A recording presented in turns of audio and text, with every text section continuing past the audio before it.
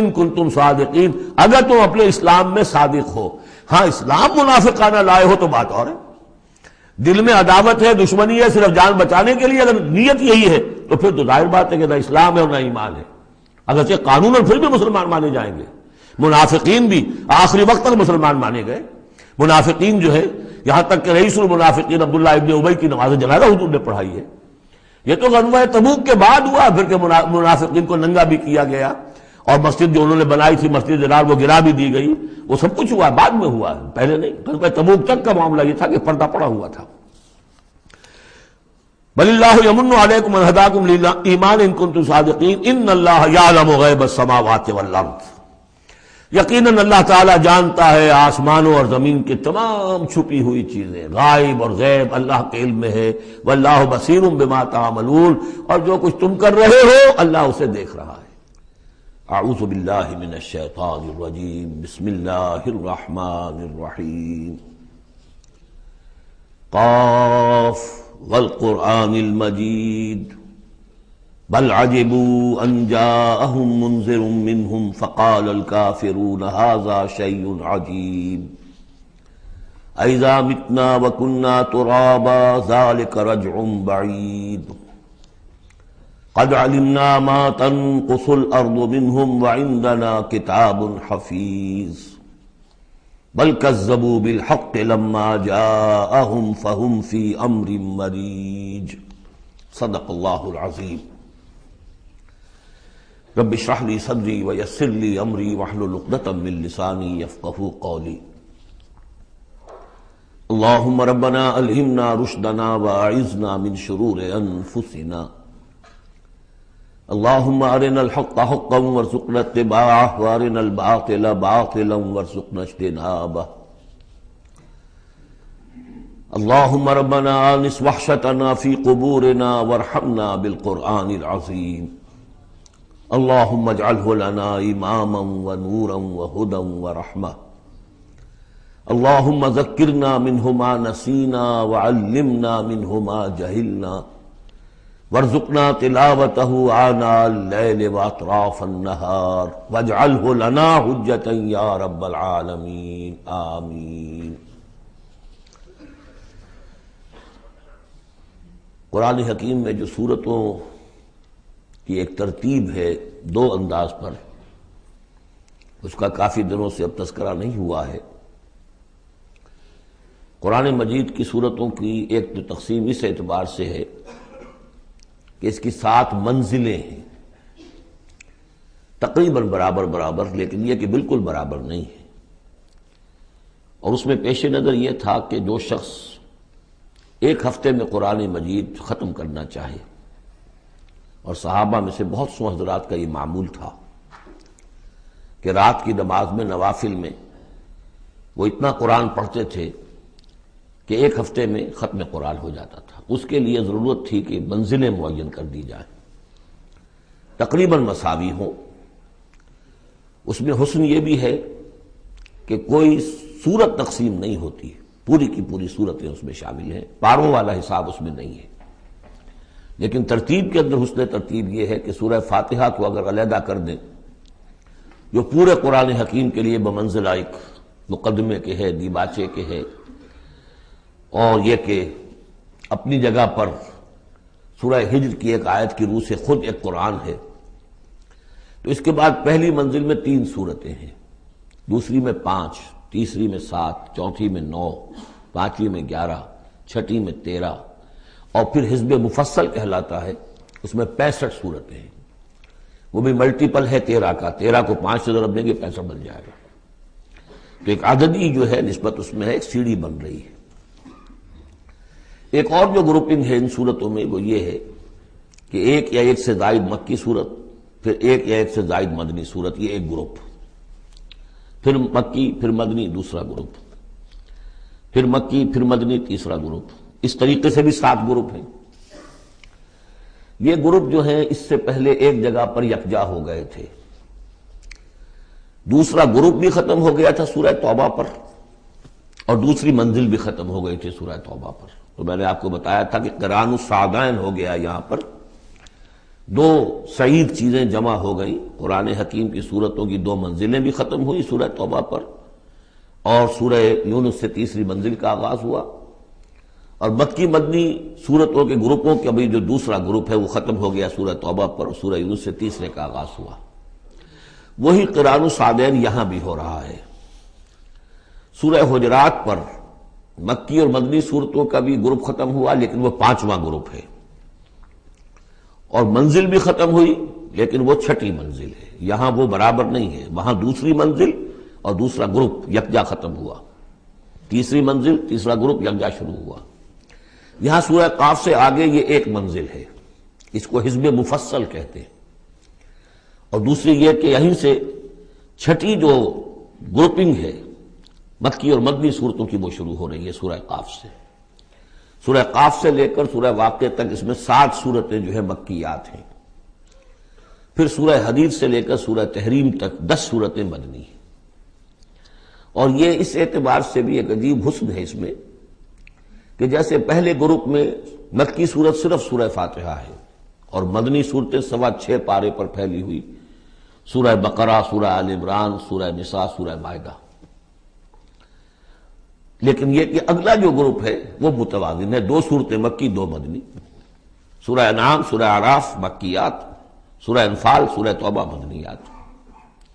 ادھر بھی یہ ہے کہ جب آپ آخر سے چلیں گے تو جو آخری گروپ ہے 7واں گروپ، وہ بالکل برعکس ہے پہلے گروپ کے، کہ تقریباً سارا کا سارا مکی صورتوں پر مشتمل ہے۔ مدنی صورتیں 2 تو وہ ہیں جو بالاتفاق مدنی ہیں، آخر بمعوذتین، باقی کے بارے میں اختلاف ہے، وہ میں بعد میں عرض کروں گا، لیکن بہت کم ہے۔ لیکن ادھر سے جب ہم چل کے آتے ہیں ادھر، گویا کہ جو 6ٹھا گروپ ہے وہ متوازن ہے، تقریباً 1.25 پارہ جو ہے اور 1 پارہ یہ بنتا ہے، 1.25 پارہ تقریباً سورہ قاف سے، اور بلکہ 1 پارہ سورہ قاف سے لے کر اور سورہ واقعہ تک، اور ذرا سا 1 پارے سے زائد جو ہے وہ سورہ حدیث سے لے کر اور سورہ تحریم تک، یہ بھی متوازن ہے۔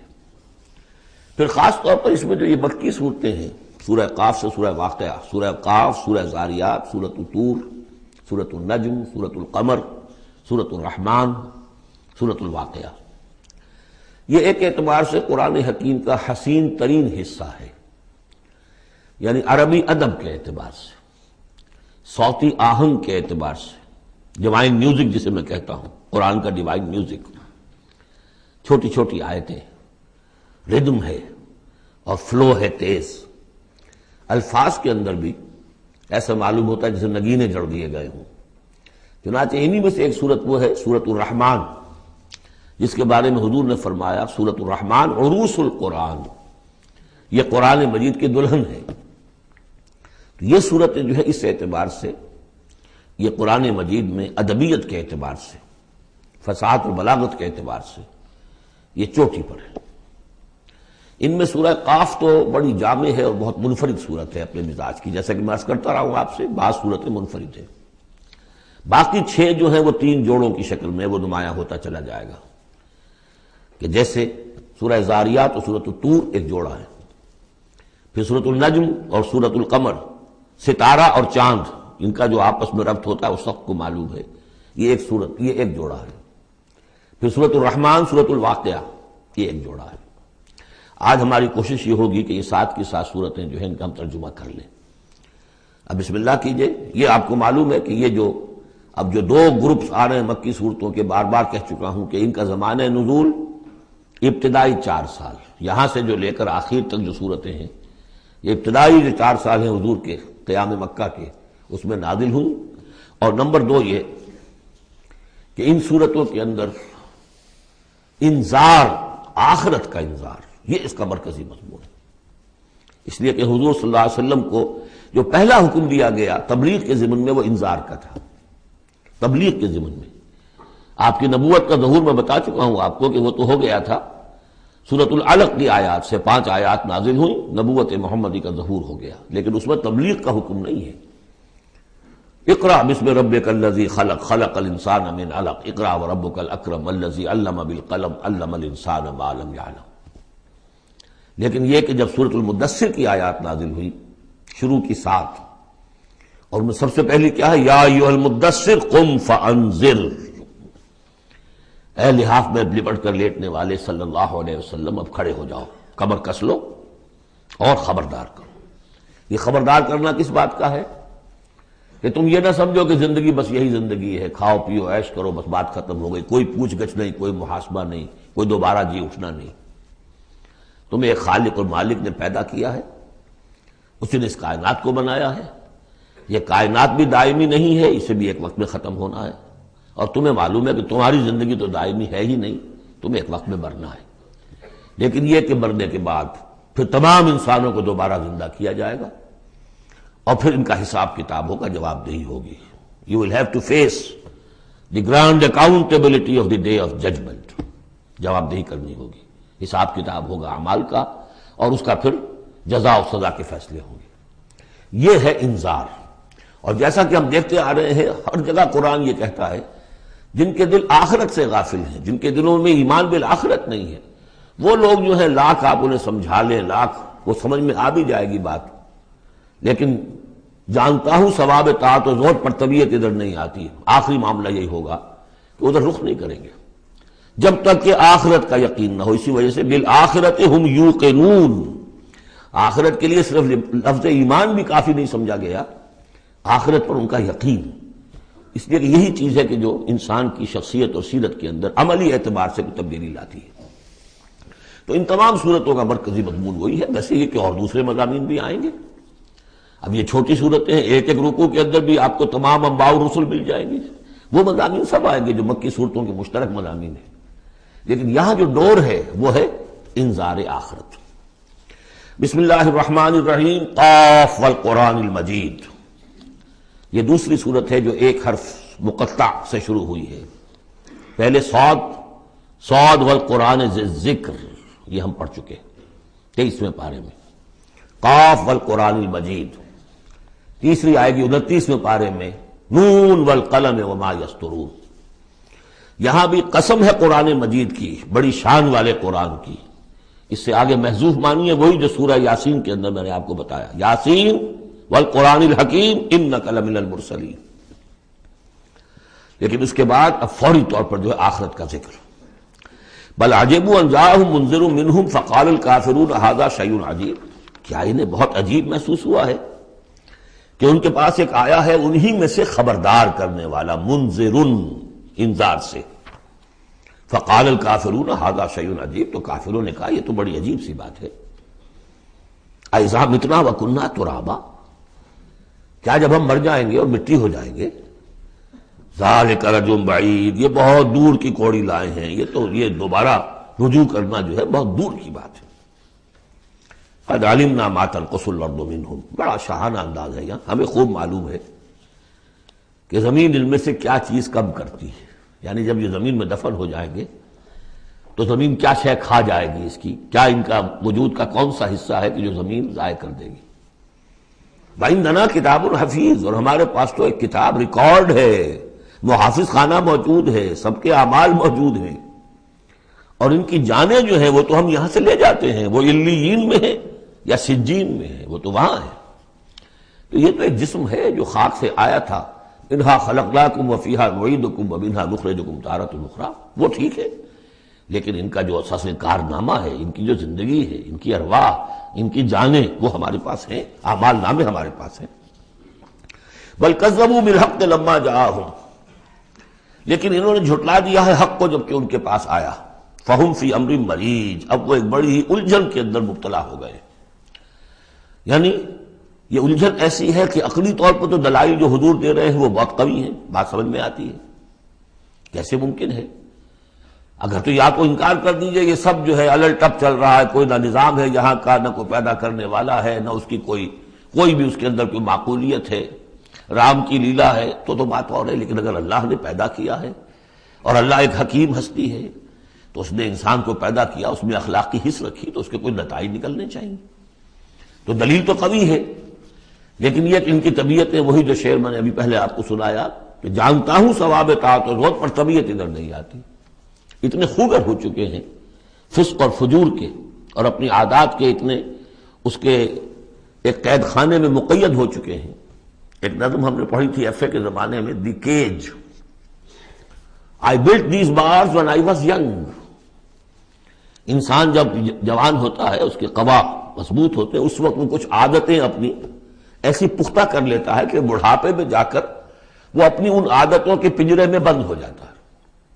اب لاکھ وہ چاہتا ہے کہ ان عادتوں کو ختم کرے، ختم نہیں کر سکتا، جیسے کہ وہ پرندہ جو ہے وہ اپنی سلاخوں کو توڑ کر پنجرے سے باہر نہیں آ سکتا۔ تو میں جب جوان تھا تو میں نے اپنے گرد یہ پنجرا بن لیا تھا کچھ بری عادات کا، اب وہ عادتیں جو ہے انہوں نے مجھے اپنے اندر قید کیا ہوا ہے، تو یہ لوگ ان میں قید ہو چکے ہیں۔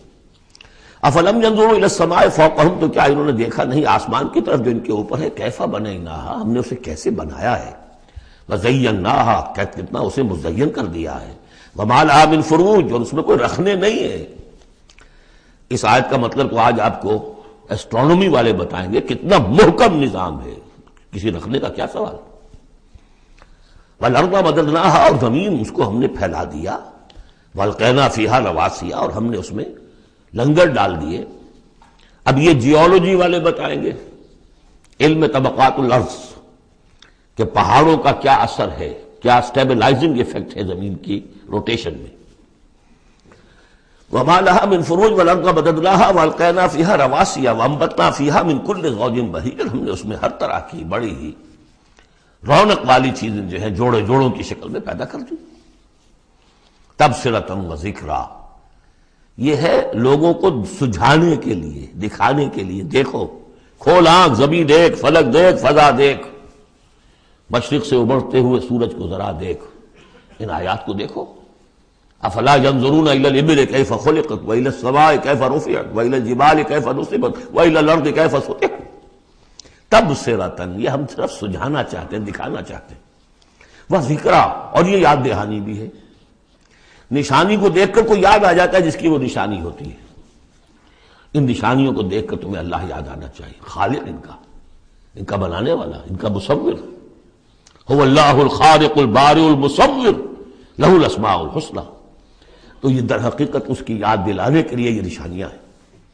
لکل عبد منیب، لیکن یہ اسی بندے کے لیے ہے جو منیب ہو، خود کچھ رجوع رکھے ہوئے ہو، وہی جو تمہیں کہتا رہا ہوں کہ فطرت مس نہ ہوئی ہو، روح مری نہ ہو، تب تو یہ تمام چیزیں جو ہے مفید ہوں گی، آنکھیں بھی کھل جائیں گی اور تذکرہ یاد بھی آ جائے گا۔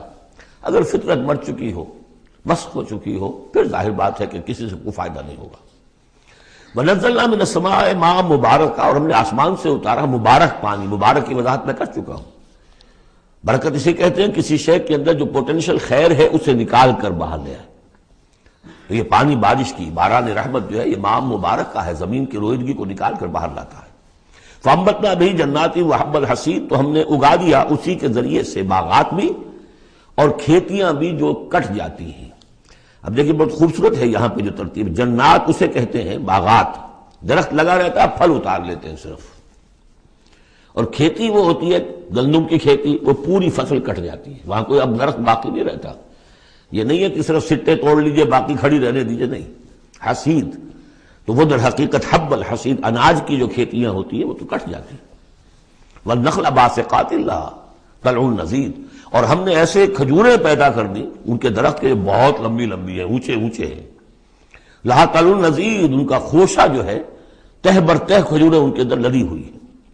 رزق للعباد، یہ سب کچھ بندوں کے لیے، رزق کے لیے ہم نے بنایا۔ وَأَحْيَيْنَا بِهِ بَلْدَةً مَيْتًا، اور اسی پانی کے ذریعے سے ہمیں مردہ زمین کو زندہ کر دیتے۔ كَذَلِكَ الْخُرُوجُ، اسی طریقے سے تم زمین سے نکل آؤ گے، جیسے کھیتی نکل آتی ہے، پہلے کوئی آثار نہیں تھے، بارش ہوئی کھیتی نکل آئی، گھاس ہی اگائی، چلیے اور کچھ نہیں ہے، وہاں گھاس آ گئی، کہاں سے آ گئی؟ زمین میں تو تھی نا، پانی نے نکالا ہے صرف۔ اسی طریقے سے تم سب ہوگے وہیں پر، تمہیں بس نکالنا ہے، ہمارا اذن نکال لائے گا۔ کذبت قبلہم قوم نوح واصحاب الرس وثمود، اب دیکھیے یہاں انباء رسول کا تذکرہ ایک دو آیتوں میں سب کو سمیٹ لیا۔ جھٹلایا ان سے پہلے نوح کی قوم نے، اصحاب الرس نے، کنویں والوں نے، وثمود اور ثمود کی قوم نے، وعاد اور قوم عاد نے، وفرعون اور فرعون نے، واخوان لوط اور لوط کے بھائیوں نے، اصحاب الایکۃ اور بن والے یعنی مدین والے جن کی طرف حضرت شعیب بھیجے گئے، وقوم تبع، تبع ہم پڑھ چکے ہیں کل، یہ یمن کے بادشاہوں کا لقب تھا۔ فَكُلٌّ كَذَّبَ الرُّسُلَ فَحَقَّ وَعِيدِ، سب نے رسولوں کو جھٹلایا تو مستحق ہو گئے میری وعید کے، میری جو دھمکی تھی اس کے مستحق ہو گئے، ان پر عذاب آیا۔